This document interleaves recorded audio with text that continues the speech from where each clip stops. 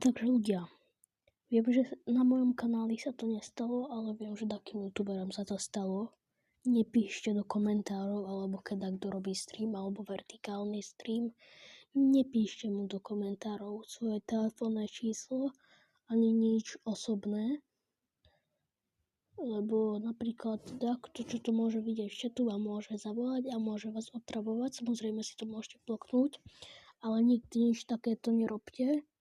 Mne sa to nestalo, ale musím to tu povedať pre tých, ktorí to nevedia, lebo ak by bol na YouTube taký 5-ročný, 6-ročný taký kid, tak on by kľudne napísal tu svoje telefónne číslo a to nechcem, aby sa stávalo, lebo potom budem musieť riešiť problémy.